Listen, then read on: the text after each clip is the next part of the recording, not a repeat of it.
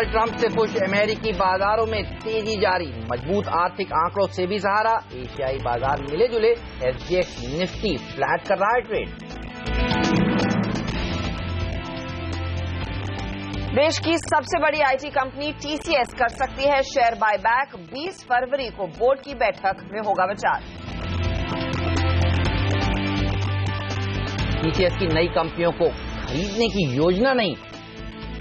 Tata sons के नए chairman N Chandrashekhar ने खास बातचीत में कहा, सिर्फ कारोबार बढ़ाने वाली कंपनियों का ही करेंगे अधिग्रहण। और ट्रंप की नीतियों से डरे भारतीय आईटी कंपनियां। पहली बार नैस्कॉम ने नहीं जारी किया वित्त वर्ष 2018 के लिए आईटी सेक्टर में ग्रोथ का अनुमान। Actually, Trump might be a blessing in disguise. Why do you say that? It will focus the Indian talent. It will focus the Indian IT industry. RIL chairman Mukesh Ambani ने जताया भरोसा, Trump की सख्त नीतियों से आईटी कंपनियों को आगे चलकर हो सकता है फायदा। घरेलू बाजार पर बढ़ेगा फोकस। कहा, डेटा लेकर आएगा देश में चौथी क्रांति। और स्टेट बैंक ऑफ इंडिया के मेगा मर्जर का रास्ता साफ। कैबिनेट ने दी एसबीआई में 5 सब्सिडरी बैंकों के मर्जर को मंजूरी। भारतीय महिला बैंक के मर्जर पर अभी फैसला नहीं।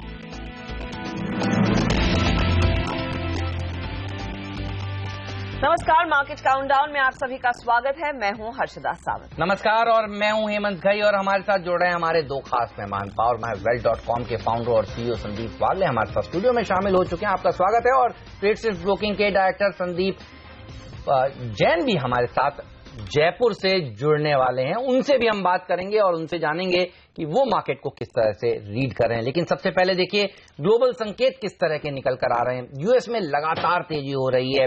इकोनॉमिक डेटा वहां पर मजबूत आ रहा है।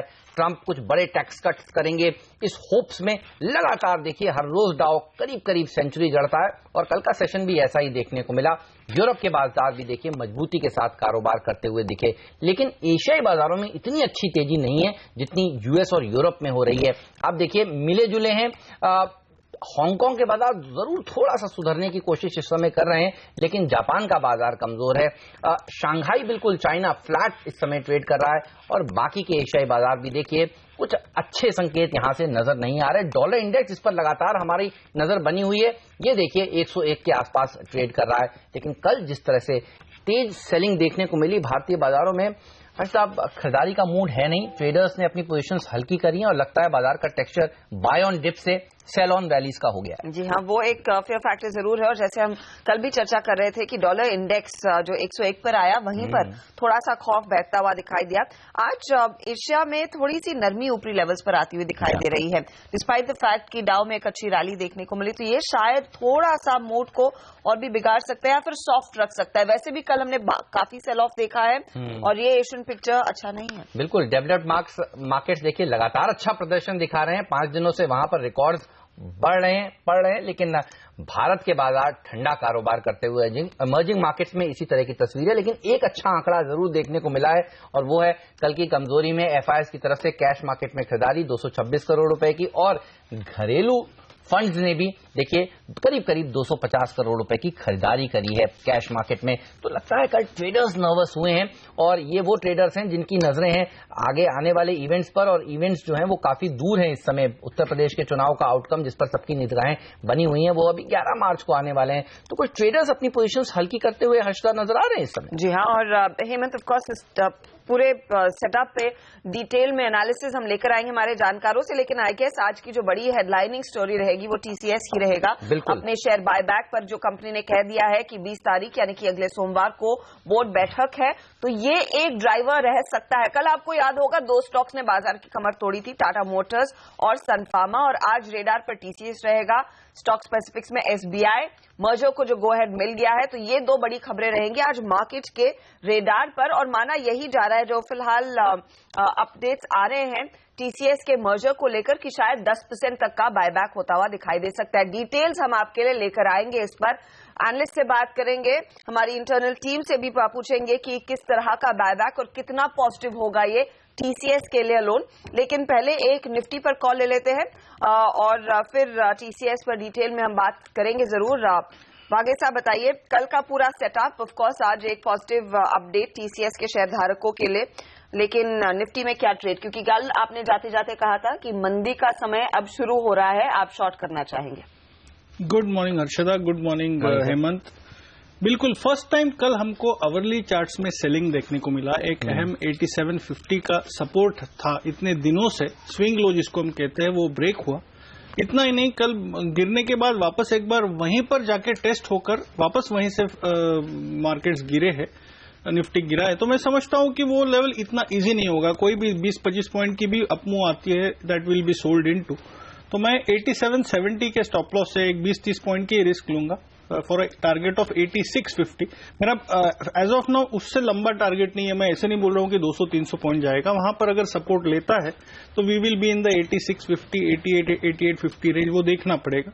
एंड बैंक निफ्टी 20,250 मुझे नहीं लगता है क्रॉस होगा। ऑन द डाउन साइड 19,750 तक जा सकता है। ओके, तो देखिए जो हम कह रहे थे बाय ऑन डिप से अब सेल ऑन रैलीज की रणनीति बना रहे हैं एक्सपर्ट्स। तो वागले साहब अब थोड़े से देखिए बेरिश होते हुए, तो मैं समझ रहा हूं कि आज आपके सेल साइड के आइडियाज ज्यादा हैं। 4 में से 3 सेल हैं। बिल्कुल। चलिए, तो वो कौन से सेल हैं ये हम वागले साहब से कुछ ही देर में जानेंगे। और संदीप जैन भी हमारे साथ जयपुर से कुछ ही देर में जुड़ने वाले हैं। लेकिन बात करते हैं अब TCS की।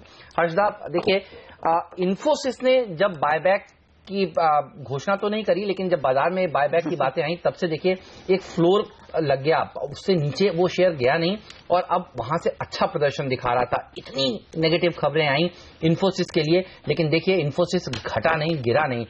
एक बात तो तय है, बायबैक के ऊपर देखिए पहला जो मूव है, औपचारिक ऐलान, वो TCS ने किया है। और TCS एक ऐसा स्टॉक है जिसको ज्यादातर लोग पसंद भी कर रहे थे। हम वागले साहब से कई बार पूछते थे चार्ट पर बेटर कौन सा लगता है, तो वागले साहब कहते थे TCS ज्यादा अच्छा लगता है। अब क्योंकि बायबैक की खबर आ चुकी है, बोर्ड बैठक करने वाला है, इन्फोसिस करेगा, यू नेवर नो, पता नहीं, अभी तो वहां पर दिक्कतें हैं।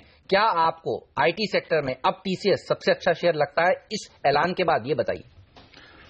हेमंत, एक ही दिक्कत है, 2150 से ये स्टॉक ऑलरेडी 2400 तक पिछले 7-8 दिनों में आ चुका है, लेकिन मुझे इसमें कहीं भी वीकनेस नहीं दिखाई देती। इनपी में थोड़ा सा हल्का सा सेलिंग कल देखा, ठीक बात है, बट कल TCS में बाइंग हुई है।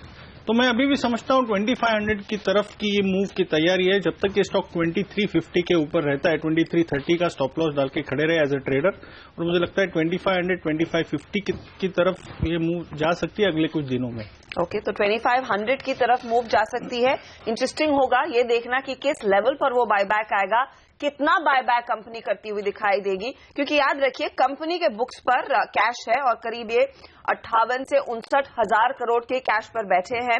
ऑफ कोर्स कल एक डिटेल्ड इंटरव्यू दिया है TCS के पूर्व CMD और अब टाटा सन्स के चेयरमैन N चंद्रशेखरन ने, और उन्होंने ये भी कहा कि इस पर कई शेयर धारकों से बातचीत हुई है, उन्होंने एडवाइस किया है और इस पर विचार किया जाएगा। और उसी के बाद ठीक आज सुबह में वो एक्सचेंजेस पर इंफॉर्मेशन आती हुई कि 20 तारीख की बोर्ड बैठक होने वाली है और बायबैक पर ही फोकस रहेगा। एक बात और बताते हैं, करीब 15 दिन पहले वागले साहब आप थे उस शो में जब हम ये चर्चा कर रहे थे कि देखिए इन कंपनियों के पास इतना कैश है और जिस तरह से ट्रंप की नीतियां, अनिश्चितता बनी हुई है, इन कंपनियों को दरअसल बायबैक कर लेना चाहिए। और उसके बाद हमने आपको बताया सबसे पहले कि इन्फोसिस विचार कर रहा है, उसका बोर्ड विचार कर रहा है बायबैक के लिए। और अब आप देखिए TCS ने ऐलान कर दिया है कि वो बायबैक करना चाहते हैं। आइए आपको सुना दें N चंद्रशेखरन की वो बयान जो उन्होंने कल देर शाम दिया बायबैक को लेकर, और उसके बाद आशीष वर्मा हमारे साथ जुड़ेंगे जो इस बायबैक का विश्लेषण करेंगे। Every tech company has a large cash balance. It's not leave us alone.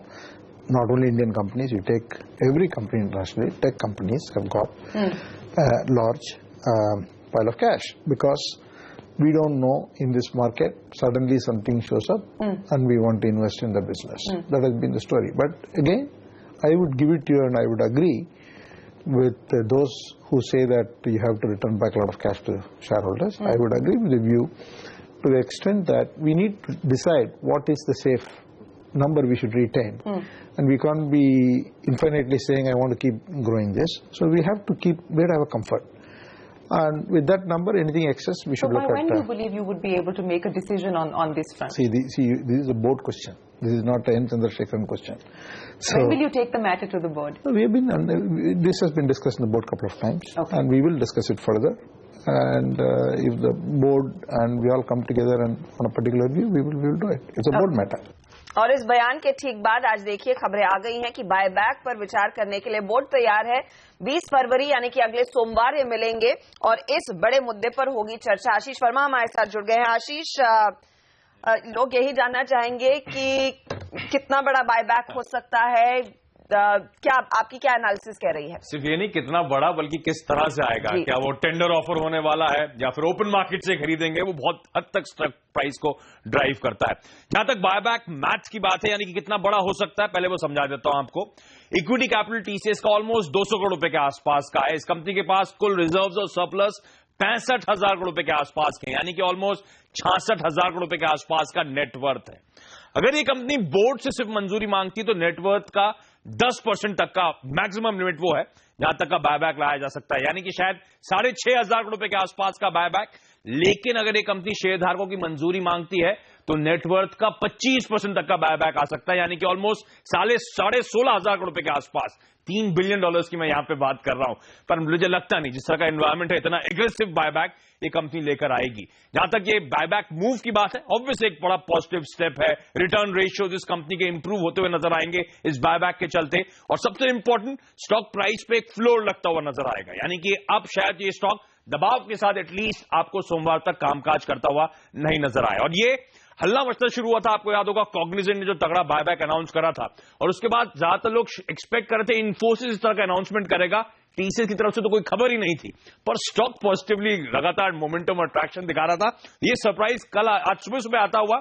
अब एक और इंटरेस्टिंग बात, ना सिर्फ टीसीएस बल्कि एटलीस्ट मिड कैप आईटी तो नहीं कहूंगा, लार्ज कैप आईटी कंपनीज भी आपके रडार पर रहनी चाहिए, क्योंकि अब वहां पे पीयर प्रेशर जो है वो शायद बढ़ता हुआ नजर आए, उनसे भी एक्सपेक्टेशंस होंगी, क्योंकि ये कंपनी तमाम 20% से ज्यादा की ग्रोथ करती थी, आज 10% की ग्रोथ करने में स्ट्रगल कर रही है, इस बात का ध्यान रखें।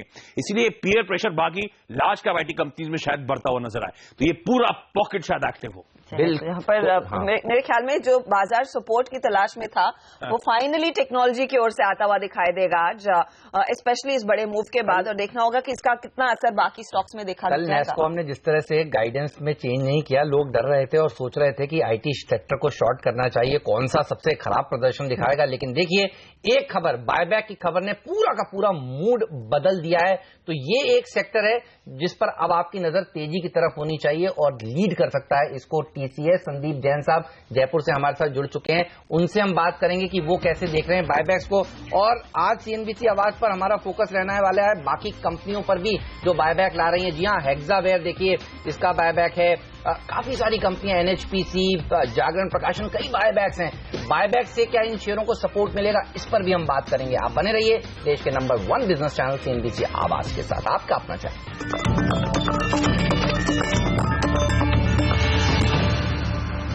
स्वागत है आप सभी का सीएनबीसी आवाज पर। इस वक्त की सबसे बड़ी खबर आप देख रहे हैं सीएनबीसी आवाज पर। जी हां, टीसीएस का बोर्ड 20 फरवरी को मिलेगा, शेयरधारकों की मंजूरी मांगी जाएगी बायबैक के ऊपर। अब इस स्टॉक को आपको किस तरह से आज ट्रेड करना चाहिए, संदीप वागले साहब ने तो बताया, अब जैन साहब भी हमारे साथ जयपुर से जुड़ चुके हैं। गुड मॉर्निंग, बताइए जैन साहब कैसी लग रही है खबर आपको? नहीं, खबर तो सर्टनली पॉजिटिव है। और देखिए जिस तरीके से रिजल्ट्स आए थे, रिजल्ट्स के बाद अच्छी खासी पिटाई हुई थी स्टॉक की, और 2150 2200 के लेवल से ये नॉन स्टॉप चल रहा, तो सर्टनली कहीं ना कहीं प्रीएम्पशन तो था कि ये कोई बड़ी न्यूज आने वाली है। हालांकि इन्फोसिस, टीसीएस सब इन्हीं उम्मीदों में, इनफैक्ट आपके चैनल पे ही मैंने देखा था कि इन्हीं उम्मीदों में, इनफैक्ट बाईबैक की उम्मीदों में ये चल रहा है। जिस तरीके से कैश इनके बैलेंस शीट में है तो सर्टनली एक स्टेप है, और प्राइसेस काफी अट्रैक्टिव हो गई है। जिस तरीके के return on capital, return on equity, ये सारी चीजें देखते तो प्रोमोटर्स भी सर्टनली इन टाइम पे अगर बाई बैक करेंगे तो सर्टनली उनको फायदा होगा। बट अब मुझे ऐसा लग रहा है कि कहीं ना कहीं शेयर के भाव ऑलरेडी काफी हद तक डिस्काउंट कर चुके हैं और यहां से 2400 के ऊपर ये डिसाइसिवली ट्रेड कर रहा है, which is also long term average also 2400 के ऊपर डिसाइसिवली बंद होना काफी अच्छा रहा है। एंड आई थिंक मार्केट को सर्टेनली एक अच्छा सपोर्ट मिलेगा और आज एक अच्छा खासा बाउंस आना चाहिए। बट आई फील कि इस तेजी में एक बार थोड़ा सा ध्यान दें, निवेशक न्यूज के बेस पे नहीं ले और थोड़ा वेट एंड वॉच करे और थोड़ा नीचे आए तो वहां पे कोशिश करे लेने की, क्योंकि 7 दिन अभी भी है। क्या चीजें आती है, किस तरीके से आते हैं, टेंडर ऑफर आता है, कैसे खरीदते हैं, कितनी क्वांटिटी बायबैक करेंगे, सारी चीजों पे नीचे जाने के चांसेस तो बहुत कम हो जाएंगे ना इस खबर के बाद। मुझे नहीं लगता है 2400 के नीचे फिसलेगा शेयर अब, और बस आज और कल का ही ट्रेडिंग सेशन है।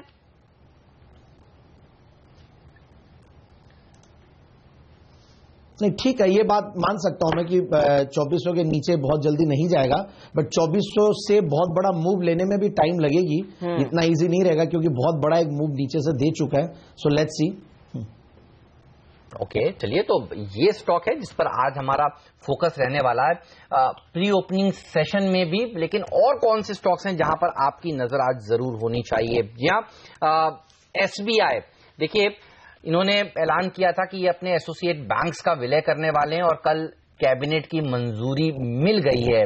State bank of Travancore, Mysore, Bikaner and Jaipur, Patiala, Hyderabad, ये तमाम ऐसे सब्सिडरीज थी जिनका विलय हो रहा है। ये बताइए जैन साहब, बाजार को तो पता था आज इनमें तेजी होनी चाहिए क्या? फिर आपने कैसे रीड किया इन खबरों को? कल तो कैबिनेट का मंजूरी मिली है खाली। नहीं, सर्टेनली देखिए कुछ तो थम्स अप देगा मार्केट, और जिस तरीके से ये विलय होगा।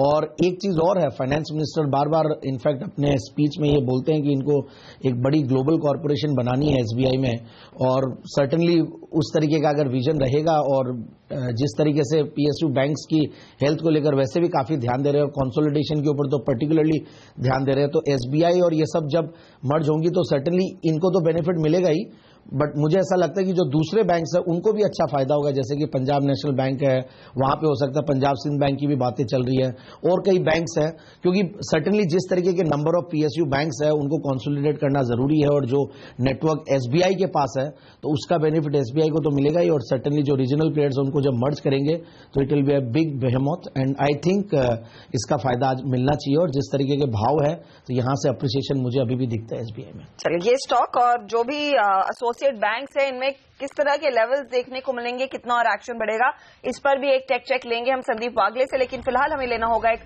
छोटा सा ब्रेक। लौटेंगे जल्दी, आपको बताएंगे आज के एक्शनेबल ट्रेड्स भारतीय बाजारों की शुरुआत से ठीक पहले।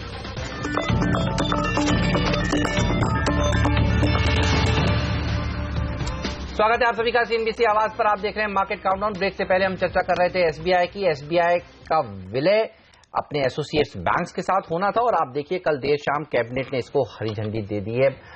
इसके क्या मायने, कितनी जल्दी ये पूरी प्रक्रिया कंप्लीट हो जाएगी, कितनी जल्दी एक बड़ा बैंक बन जाएगा, इस सब पर बात करने के लिए SBI के MD PK गुप्ता साहब हमारे साथ फोन लाइन पर जुड़ चुके हैं। गुप्ता साहब, स्वागत है आपका। बताइए सर, अब आगे की रास्ता यहाँ से कैसा होने वाला है, कितनी जल्दी ये पूरी प्रक्रिया हो जाएगी पूरी? देखिए, कल कैबिनेट ने ये जो फैसला लिया है, अभी इसके बाद जो है कैबिनेट का नोटिफिकेशन आएगा, और हमारी संभावना ये है कि वो नोटिफिकेशन में इफेक्टिव डेट जो है वो सरकार नियुक्त करेगी। जो इसमें इफेक्टिव डेट आएगी उस डेट को जो है ये विलय पूरा हो जाएगा। जनरली इफेक्टिव डेट के लिए मिनिमम 30 दिन लगते हैं, और अभी देखिए क्या डेट आती है। हमारा कहना ये था कि जनरली मार्च में हम सब बैंक्स की एनुअल क्लोजिंग करते हैं, उस वक्त शायद थोड़ी सी मुश्किल हो सकती है कि अगर ये मार्च में होगा या नहीं होगा, लेकिन अप्रैल के शुरू में तो ये जो है वो पूरी तरह से कंप्लीट हो ही जाएगा एक्चुअली। तो आप कह रहे हैं अप्रैल तक पूरी तरह से कंप्लीट हो जाएगा। सर, अगर आप, मेरे ख्याल में आपको यहाँ पर नए शेयर्स भी इशू करने होंगे, उसके लिए फिर बोर्ड की नोट की जरूरत होगी, अगर वो भी प्रोसेस हमें समझा सके। नहीं, वो सब हो जाएगा। उसके लिए मैं आपको बोला ना कि हमको जो है वो लगभग 30 दिन का टाइम लगता है, जो इंटरनल अप्रूवल्स लेनी होती हैं, स्टॉक एक्सचेंजेस को इन्फॉर्म करना होता है, उसमें हमको 30-35 दिन का टाइम लगता है। वो सब हम जो है वो कर लेंगे। ये जो अभी आपको मैंने बोला कि नोटिफिकेशन में जो इफेक्टिव डेट सरकार तय करेगी उसके हिसाब से हम करते हैं। जो हमारा जो एक्ट है उसके मुताबिक वो कम से कम 30 दिन का टाइम चाहिए होता है हमको। तो इस पीरियड में ये सब हो जाएगा। ओके, आप कह रहे हैं लगभग अगले 30 से 40 दिनों में यह प्रोसेस पर काम पूरा होता हुआ दिखाई देगा। कितना बड़ा एसेट बेस हो जाएगा इन तमाम बैंक्स के साथ विलय होने के बाद? और मुझे याद है आपने भी इस पर पहले चर्चा की है, अरुंधति मैम ने भी कहा है कि काफी कॉस्ट सेविंग होंगी, तो क्या फिलहाल वो कैलकुलेशंस हैं इस समय के? देखिए, इसकी जो कैलकुलेशन है वो पहले हमने थोड़ी सी तो मार्केट में दी थी। इससे कॉस्ट सेविंग तो काफी होगी। बहुत सारा भी जो डुप्लीकेशन होता है वो सब बंद हो जाएगा। जैसे हम लोगों का ट्रेजरी है, 6 बैंक हैं, अलग अलग अपना ट्रेजरी रन करते हैं, विलय के बाद एक ही ट्रेजरी चलेगा। उस तरह हमारा जो ब्रांच नेटवर्क है, आपको जैसे मालूम है कि बहुत सारी जगह पे जो है हमारी और हमारे एसोसिएट बैंक की ब्रांचेस पास में हैं, एटीएम्स पास में हैं। तो विलय होने के बाद बैंक को जो है वो सुविधा रहेगी कि हम उसमें से कौन सी ब्रांचेस का आपस में मर्जर कर सकते हैं, एटीएम्स को रीलोकेट कर सकते हैं। तो उस सब में काफी ऑपरेशनल फ्लेक्सिबिलिटी जो है वो बैंक को मिल जाएगी। तो उससे बहुत सारी कॉस्ट सेविंग्स होंगी एक्चुअली। तो वैसे मर्जर जब होता है थोड़ी बहुत एडिशनल कॉस्ट भी आएगी, और हमारा जो मानना ये है कि लॉन्ग टर्म में बैंक को इसमें काफी सारी ऑपरेशनल एफिशिएंसीज आएंगी और कॉस्ट सेविंग होगी एक्चुअली। अच्छा सर, मुझे याद है पहले सरकार ने कहा था कि 5 एसोसिएट बैंक और साथ में भारतीय महिला बैंक का विलय होगा। तो 5 एसोसिएट बैंक्स का तो हमने देख लिया, कैबिनेट अप्रूवल कल आ गया।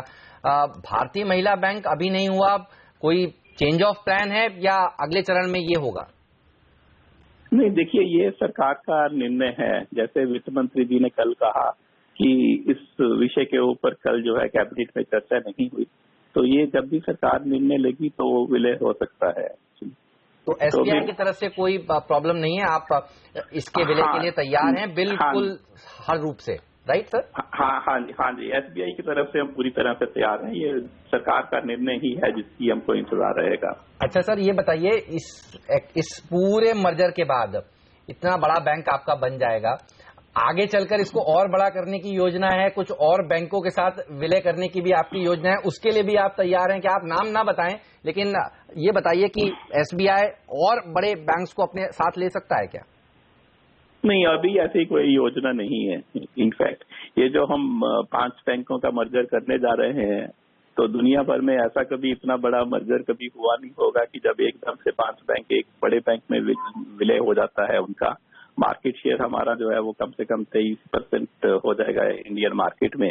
तो पहले तो हमें शायद थोड़ा सा टाइम तो लगेगा कि इसको हम एडजस्ट कर पाए, और मुझे नहीं लगता कि और कोई बैंक का विलय एसबीआई में होने की संभावना है। ओके, तो चलिए, एसबीआई को जितना बड़ा बैंक बनना था एक बार के लिए, तो कम से कम ये होता हुआ दिख रहा है। शुक्रिया सर आपका समय निकालने के लिए और इस चर्चा में शामिल होने के लिए। और नजरें रहेंगी अब बाजार की बाकी बैंक की क्या रणनीति होती है, जिस तरह से चर्चा चल रही है कंसोलिडेशन पर, इस पर भी हम विस्तार से बात करेंगे। संदीप जैन जी भी इसका हिंट कर रहे थे जब उन्होंने अपना पहला ओपनिंग रिमार्क दिया था। वागले साहब हमारे साथ हैं, संदीप जैन हमारे साथ हैं, कुछ देर में रजत बोस भी हमारे साथ जुड़ेंगे। आप बने रहिए सीएनबीसी आवाज में।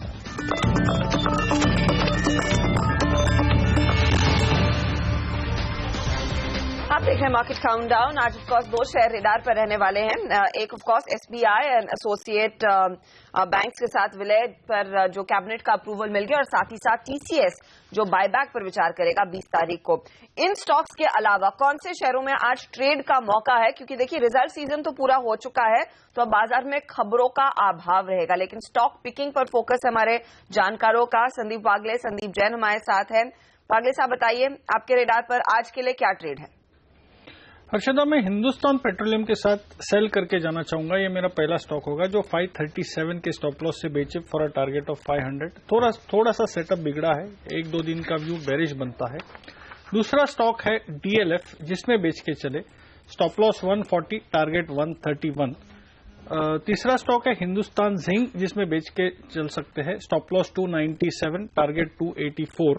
और आप अगर मुझे परमिशन दे तो मैं चौथा भी कवर कर लूं। कहने वाला हूं कुछ थोड़ा बैलेंस करिए। हाँ, तो बैलेंस करने के लिए एस्कॉर्ट्स है, और ये एस्कॉर्ट्स ऑन इट्स ओन मुझे अच्छा लगता है। आई थिंक कल आफ्टरनून में भी हमने बात की, प्रदर्शन दिखाया कल स्टॉक में, और pattern is good enough to take it up on its own. तो मार्केट थोड़ा सा सपोर्ट देता है तो ये स्टॉक डेफिनेटली आउट परफॉर्म करेगा। कल इसने शायद 52 वीक हाई लगाया। जी बिल्कुल, आफ्टरनून शो में भी हमने बात की थी।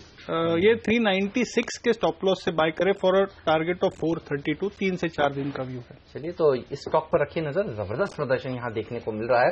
लेकिन जैन साहब के पास भी बहुत ही बेहतरीन आइडियाज हैं। जैन साहब शुरुआत करिए, आपके टॉप ट्रेडिंग आइडियाज कौन से होंगे आज के लिए? रेडिंगटन इंडिया और इंडियन होटल्स और गैब्रियल इंडिया, ये तीन तो हो गए स्मॉल कैप मिड कैप्स में। और अगर लार्ज कैप की बात करें तो टीसीएस इनफैक्ट मैं लाया था और उसके बाद ये बहुत बड़ी न्यूज सुबह आ गई है। बट एक चीज मैं कहना चाहूंगा, कॉशन करना चाहूंगा कि अगर गैप अप खुलता है और ऊपर रहता है तो वहां पे बाइंग करने की कोशिश ना करे, चेज नहीं करे इन्वेस्टर्स और व्यूअर्स, थोड़ा वेट करे। ठंडा होने का न्यूज आती है तो एक बार गर्म होता है स्टॉक, तो थोड़ा वेट करे। LIC हाउसिंग फाइनेंस और Berger paints. Okay, LIC housing finance, Berger paints के नंबर्स जबरदस्त आए थे, LIC हाउसिंग फाइनेंस के भी नंबर्स अच्छे आए थे। रेडिंगटन, गैब्रियल और इंडियन होटल्स, ये कुछ स्टॉक्स हैं जिस पर आज आपकी नजर जरूर होनी चाहिए। लेंगे इस नोट पर छोटा सा ब्रेक के बाद आशीष चतुर्मोता आपको बताएंगे कि एफएनओ में किस तरह की रणनीति बनानी चाहिए, उनके एफएनओ के आज के टॉप ट्रेडिंग आइडियाज कौन से हैं। रजत बोस भी हमारे साथ जुड़ेंगे और कलकत्ता से, वो भी आपको बताएंगे कौन से स्टॉक्स हैं जहां पर आज आपकी नजर होनी चाहिए। इसी बीच SGX निफ्टी देखिए फ्लैट है, लाल निशान से हरे निशान के बीच में आता हुआ। हांगकांग के बाजारों पर देखिए रखिए नजर, पिछले कई दिनों से यही बाजार को डायरेक्शन देने का काम कर रहे हैं और ये थोड़े से सुधरते हुए दिख रहे हैं, जिसके चलते SGX निफ्टी दरअसल हरे निशान में आया। लेकिन बाकी के बाजार देखिए, जापान, चाइना बिल्कुल ठंडा प्रदर्शन आज के दिन दिखाते हुए, कोरिया, ताइवान जैसे मार्केट्स भी नर्म ट्रेड कर रहे हैं। आज लेंगे ब्रेक और ब्रेक के बाद पिक्स लेकर आएंगे अपने एक्सपर्ट।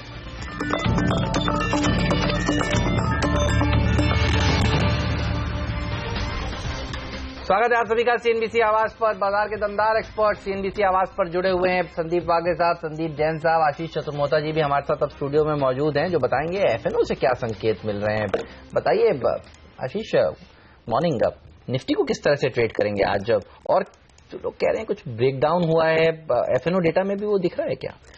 Good morning Hemant. देखिए, ब्रेकडाउन जो है वो ये शॉर्ट टर्म रेंज का हुआ है डेफिनेटली, क्योंकि 8-9 दिन से कंटिन्यूसली एक रेंज में ट्रेड कर रहा था और उसको कल हमने एक ब्रेकडाउन किया है। बट ये रेंज क्या इतनी सिग्निफिकेंट थी जिसके ब्रेक होने को हम ब्रेकडाउन का सिग्नल माने? ऐसा मुझे नहीं लगता, क्योंकि रेंज ही बहुत छोटी थी। रेंज की डेफिनेशन ही 40-50 पॉइंट की थी, तो उस तरह की रेंज में ब्रेकडाउन अगर से होता भी है तो उसका टारगेट भी 50-60 पॉइंट का ही नीचे हम एक्सपेक्ट कर सकते हैं। तो कोई बड़ा ब्रेकडाउन मुझे अभी तक नजर नहीं आता। हाँ, डेफिनेटली शॉर्ट टर्म के अंदर में एक वीकनेस के सिग्नल बन रहे जो 8700, 86, 80 तक बाजार को ला सकते हैं। और वहां पर हमने देखा है, देखिए जिस तरह से ऑप्शंस में डेटा सजेस्ट कर रहा है 8500 और 8700 पे अच्छी खासी पुट राइटिंग हमें लास्ट कुछ दिनों से देखने को मिली थी। तो जब तक 8700 के लेवल्स के नीचे बाजार डिसाइसिवली क्लोज नहीं होता, कोई बड़े शॉर्ट प्लेयर्स मार्केट में एक्टिव नहीं होंगे। और लास्ट 7-8 दिन का अगर से आप डेटा देखेंगे तो FIIs ने इंडेक्स फ्यूचर्स में हेविली लॉन्ग बिल्डअप किया था। तो अभी तक के जब तक वो पोजीशंस लिक्विडेट होना शुरू नहीं होगी, मुझे नहीं लगता कोई बड़ा सिग्नल बाजार वीकनेस का दिखा रहा है। डेफिनेटली स्ट्रेंथ नहीं है, तो मुझे लगता है रेंज में रहेगा 8680 डाउन साइड में और 8780, 8800 ऑन अपसाइड। ये एक शॉर्ट टर्म रेंज मुझे लगता है बाजार में नेक्स्ट कुछ दिनों तक देखने को मिल सकता है। अच्छा, सब लोग हमसे पूछ रहे हैं कि बैंक निफ्टी की वीकली एक्सपायरी है, तो बताइए उसको किस तरह से प्ले करेंगे आप? क्योंकि कई लोगों ने तेजी की थी और कल काफी लोग घबरा गए। देखिए, इस बार तो मुझे लगता है कि दोनों ही कॉल और पुट बायर्स इस बार पैसा लूज करेंगे, क्योंकि कोई ऐसा मूवमेंट होता हुआ नजर नहीं आएगा। इस समय बेस्ट है अगर से आप कॉल पुट राइट करते हैं बैंक निफ्टी के अंदर में, तो वो एक सेफ स्ट्रेटेजी होगी, उसके अंदर पैसा बनने के चांसेस काफी अच्छे हैं। क्योंकि आपने एक्सपायरी मेंशन की, आज बैंक निफ्टी की एक्सपायरी होगी और अगले हफ्ते भी इस सीरीज की एक्सपायरी है। आपको लग रहा है वो 8700 के लेवल्स होल्ड करने में कामयाब रहेगी ये सीरीज, या फिर वो एक चैलेंज रह सकता है? मुझे लगता है हर्षदा 8680, 8700 बीच करना डिफिकल्ट होगा। इंट्राडे लोअर एंड पर ही एक्सपायरी होगी, लोअर एंड के आसपास कहीं ना कहीं स्टेबलाइज हो सकता है। ओके, चलिए ये तो बात हुई बैंक निफ्टी और निफ्टी के, लेकिन अब बताते हैं आपको कौन से वो मौके हैं जहां पर आपको एफएनओ में ट्रेड लेना चाहिए। आज आशीष लगे हाथ अपने पिक्स भी बताइए।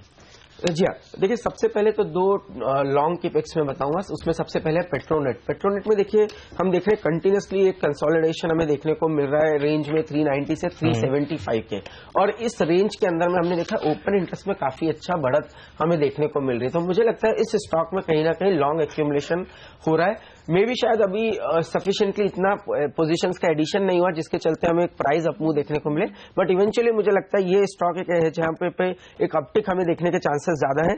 370 का एक स्टॉप लॉस रख के लॉन्ग पोजीशन होल्ड करनी चाहिए। ऊपर में मुझे लगता है ये स्टॉक अपने पुराने हाइस को और ऑल टाइम हाइस को हिट करेगा, जिसके चलते 410 के स्तर आने वाले समय में स्टॉक में देखने को मिल सकते हैं। दूसरी पिक मेरी होगी एनएचपीसी के अंदर, जो मैं ऑलमोस्ट 27 के लेवल से रिकमेंड कर रहा हूं। मुझे लगता है ये स्टॉक अभी भी काफी स्ट्रेंथ में नजर आ रहा है।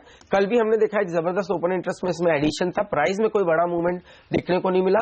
मुझे लगता है इस स्टॉक के अंदर में कहीं ना कहीं लॉन्ग एक्यूमुलेशन पिछले 2-3 हफ्तों से बनता हुआ नजर आ रहा है। तो 2950 का एक स्टॉप लॉस रख के लॉन्ग पोजीशन बनाइए। 30 to 50 के टारगेट्स आने वाले 4 से 5 दिनों में एनएचपीसी में देखने को मिल सकते हैं। दो मेरी शॉर्ट पिक्स हैं जहां पर मुझे लगता है डीएचएफएल एक ऐसा स्टॉक है जहां पर एक अच्छा खासा एडिशन शॉर्ट्स में हमें कल देखने को मिला, और मुझे लगता है जिस पॉइंट से रिवर्स हुआ है उस पॉइंट को नजर रखते हुए मुझे लगता है स्टॉक में कहीं ना कहीं एक वीकनेस के चांसेस बनते हुए नजर आ रहे हैं। करंट लेवल्स पे इस पे शॉर्ट बनाइए, 302 का एक स्टॉप लॉस रखिए।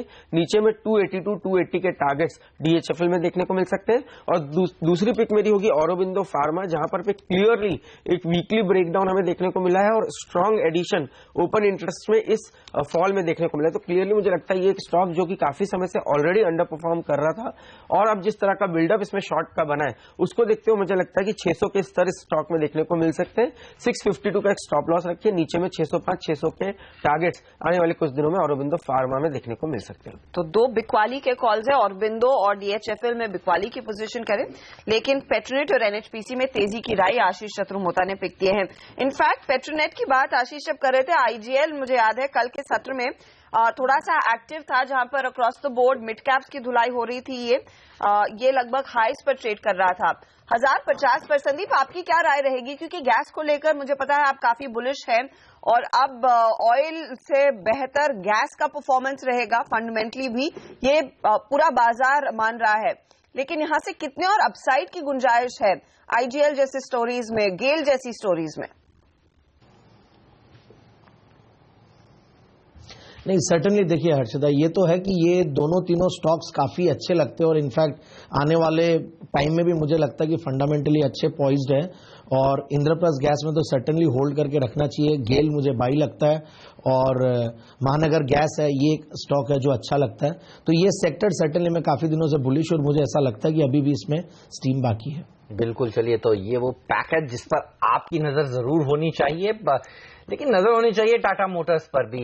ये बताइए जैन साहब, 2012 मई के बाद सबसे बड़ी एक दिन की गिरावट टाटा मोटर्स के शेयर में कल देखने को मिली, और 2 दिन में देखिए 7.5%, मुझे याद है परसों पिटाई स्टॉक 9% कल गिरा। इतनी बड़ी गिरावट के बाद क्या खरीदना चाहेंगे? आपको लगता है और प्रेशर आ सकता है? कुछ एक्सपर्ट से कल हम बात कर रहे थे, वो कह रहे थे कि 425, 450 ये एक अच्छा लेवल है इसको खरीदने के लिए। आप क्या खरीदेंगे या दूर रहेंगे इस समय?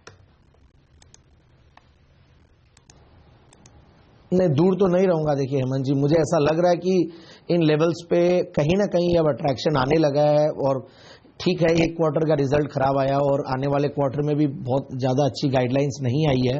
मैनेजमेंट की तरफ से भी कमेंट्री सुन के ऐसा लग रहा था, और कुछ रॉ मटेरियल कॉस्ट बढ़े हैं, उसकी वजह से बेस मेटल्स की प्राइसेस बढ़ी थी, उसकी वजह से इंपैक्ट पड़ा। बट ये भूलना नहीं चाहिए कि ये कंपनी बहुत जबरदस्त लेवल से ऊपर भी आई हुई है और काफी सस्टेन कर रही है, और एक क्वार्टर का रिजल्ट खराब जरूर आया, बट मुझे ऐसा लगता है कि it's a great value now. और अगर ये 420 से लेकर 400 का रेंज आता है तो बिल्कुल खरीदना चाहिए।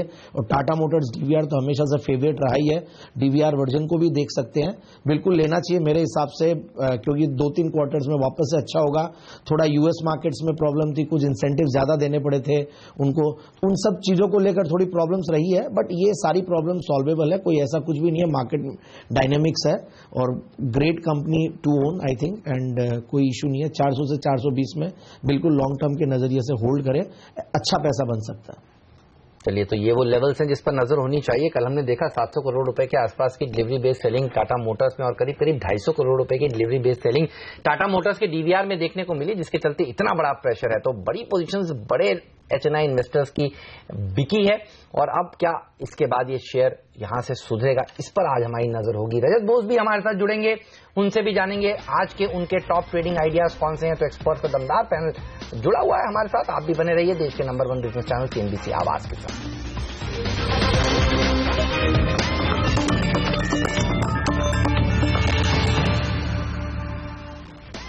अब देख रहे हैं मार्केट काउंटडाउन। हमारे साथ है हमारे जानकारों का दमदार पैनल, संदीप वागले, संदीप जैन, आशीष चतुर्मोता और अब एक और जानकार को शरीक करते हैं इस चर्चा में, रजत बोस। रजत, मुझे याद है मंगलवार शाम को आपने कहा था बाजार में बिकवाली हावी होगी और कल काफी पिटा बाजार बंद होते होते, तो क्या आपको लग रहा है वो ट्रेंड बरकरार रहेगा और आज भी फिर आइडियाज शॉर्ट साइड की होंगी? कौन से स्टॉक्स आपके रेडार पर है? देखिए, पहले निफ्टी के बारे में बोले तो मैं ये कहूंगा कि हमको लगता है कि थोड़ी सी माइनर कोई रैली आए तो आपको एक्चुअली बेचना चाहिए और उसके बाद में मतलब 8,725 पे बंद किया था, 8,750 तक एक छोटी सी माइनर रैली हो सकता है, उसी में आप बिकवाली करिए। 8,775 के ऊपर में स्टॉप लगाइए। 8,670 से लेके 8,648 ये दोनों टारगेट मैंने आज के लिए रखा है। और मैं ये कहना चाहूंगा कि ये जो अभी इस क्लियरिंग मतलब फरवरी क्लियरिंग 8550 से लेके 8750 के बीच में सेटल होगा, मोस्ट प्रोबेबली 8600 टू 8700 के बीच में सेटल होगा। ऊपर में जो 8850 के आसपास जाते हुए आपने निफ्टी को देखा है, इस क्लियरिंग में एटलीस्ट उसके ऊपर चला जाएगा, ऐसा उम्मीद थोड़ा कम लगता है। आज के दिन हम तीनों मिड कैप काउंटर्स चुने हैं, उसमें पहला है PFC जिसमें कि आपको सेल करने का सलाह दे रहा हूं और 131 रुपया 50 पैसा में आपका स्टॉप लॉस रहेगा। 125 और 121 रुपया 50 पैसा दोनों टारगेट है। इसके बाद में अदानी पोर्ट्स जो है उसका भी चार्ट देख के लग रहा है काफी वीक है। 304 रुपया 60 पैसा के ऊपर में आप स्टॉप लगाइए। 293.50 और 291.75 दोनों टारगेट मान के चलिए। और सबसे वीक काउंटर हमको नजर आया NMDC, इसमें 141 के ऊपर में स्टॉप लगाइए। 131 और 126 का टारगेट रखिए। ये तीनों ही सेल पोजीशन, बाजार ऊपर खुले नीचे खुले लेकिन सेल ऑन रैलीज या सेल यही करना चाहिए, क्योंकि कल जो वीकनेस देखा है वो टाटा मोटर्स के वजह से हुआ है, वो बात सही है। और वो भी 428 अगर तोड़ दे तो वो 400 का लेवल भी देख लेगा। ओह बिल्कुल, देखिए जनरली जब बाजार करेक्ट करता है तो कोई ना कोई उसकी वजह होती है। टाटा मोटर्स में जो कल बड़ी बिकवाली हुई है, रजत कह रहे हैं अगर 428 तोड़ दे तो और नीचे जा सकता है। और ये हैं 3 स्टॉक्स जिन पर आपकी नजर होनी चाहिए, PFC, अडानी पोर्ट और NMDC। रजत, आप TCS, Infosys, Wipro, HCL tech के चार्ट देखकर रखिए, क्योंकि हम आपको बता दें कि इन कंपनियों के पास कितना कैश है। TCS के पास 43,000 करोड़ का कैश है, इन्फोसिस के पास 35,000 करोड़ का कैश है और विप्रो के पास 33,155 करोड़ का कैश है। वो ग्राफिक लाते हैं और देखिए HCL टेक के पास भी 12,800 करोड़ रुपए का कैश है। तो इतना सारा कैश इनके पास है। 2 कंपनियों की तरफ से संकेत तो मिल चुके हैं, इन्फोसिस की तरफ से खबरें हैं और TCS ने कह दिया है कि अगले हफ्ते बोर्ड बायबैक के ऊपर विचार करेगा। क्या विप्रो और HCL टेक भी इसी तरह के बायबैक्स लाएगा, इस पर बात होगी छोटे से ब्रेक के बाद। आप कहीं मत जाइए, बने रहिए CNBC आवाज के साथ। और ब्रेक के बाद हम लेकर आएंगे पहला सौदा, नजर होगी रुपए की ओपनिंग पर, स्टॉक 2020 के अपडेट पर और कई शेयर हैं जहां आज दमदार एक्शन देखने को मिलेगा, उस सब पर बात ब्रेक के बाद।